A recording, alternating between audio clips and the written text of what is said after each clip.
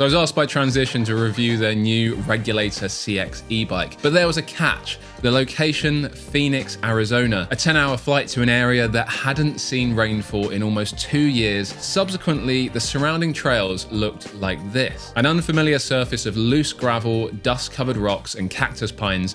The challenge was set. Oh, and I only had 2 days to ride it. So here's my opinion of the Regulator CX from Transition. Before you head to the comments and point out the obvious, the bike I tested in Arizona was not factory spec. I was also there to test some new kit from Fox, so the RockShox Zeb forks and Super Deluxe shock were swapped out for the latest Fox 36 forks and X2 rear shock. But don't worry, I also rode the bike in a standard spec, so we'll get onto that in a bit. If you want to know the full spec, I've put a link to the Transition website in the description below. Let's get straight into the ride characteristics. Let's start on the climbing, because that is an area where this bike really performs, mainly due to the combination of the 5th generation Bosch CX motor and the Schwalbe Albert radial tyres. However, I'm not completely sold on these tyres, and I will explain why shortly. Chainstay is a well-balanced 450 in a size large. Combine that with a pretty steep seat angle and a 480 reach, and you find yourself nicely centered on the bike. That tightly packaged CX motor isn't a giant leap in development, but it does provide the most controllable modulation of any system I've ever ridden. With those radial tires, wheel slip was a rare occurrence in almost every situation. It took me a little while to work out what felt odd when stood on the pedals. Then I realized the cranks are ridiculously short, just 150 mil. You do get used to this, and it will undoubtedly lead to fewer pedal strikes, but there were times, especially when pedaling steeper terrain in trail mode, that I really did notice the reduced leverage on the crank. Not something to worry too much about with the CX motor, but I'd be questioning this setup on the semi-skimmed SX version of this bike. At speed, this bike has an almost SL-like feel to the ride. It's also completely unfazed by even the steepest terrain, and perhaps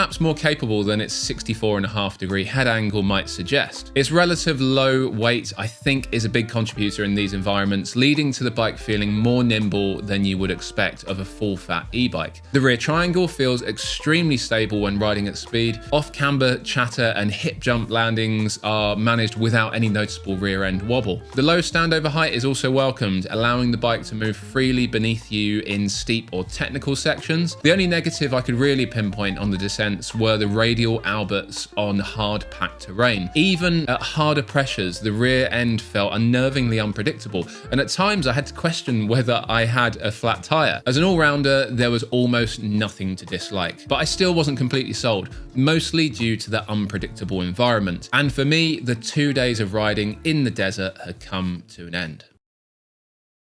Right, so back in a very gloomy North Wales, and I was fully expecting a package with some Fox kit in it, and the package turned out to be a little bit bigger than I was expecting. Yeah, no prizes for guessing what's inside that. Yeah. Let's just say that's not supposed to be here. Well, this is a surprise. Okay, so it's time to walk the dog, and then we'll get the bike on some proper trails.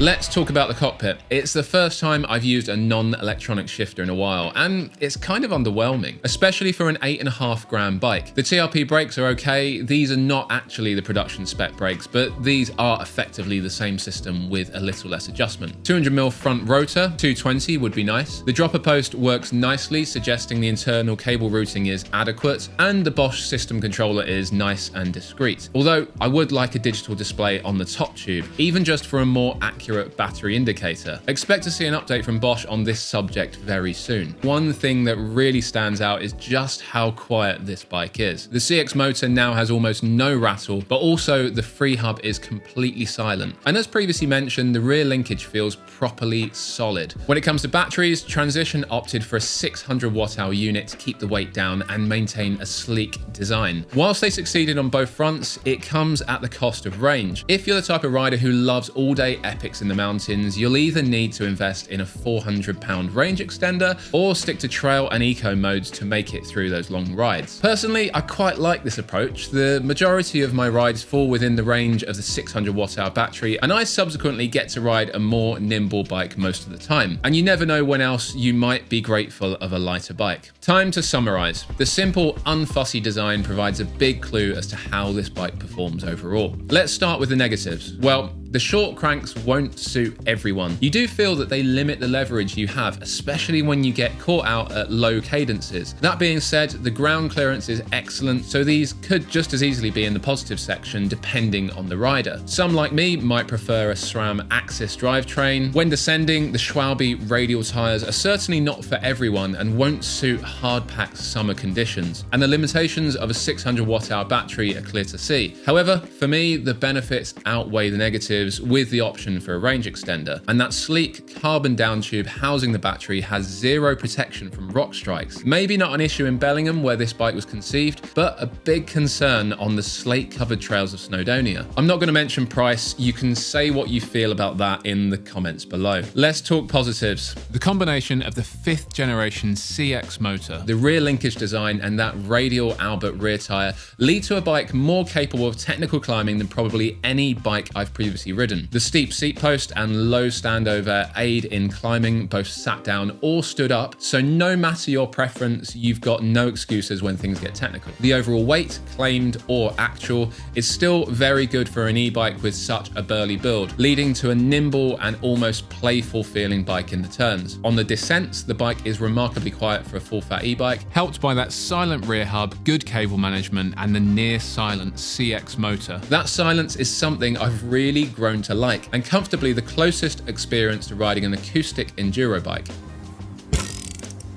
Finally, I know the looks are subjective, but at the Fox press camp, amongst over 70 bikes, this bike received a lot of attention. It's a super clean design that appeals to most, the paintwork is excellent, and in terms of the overall build, at face value, there's little to fault.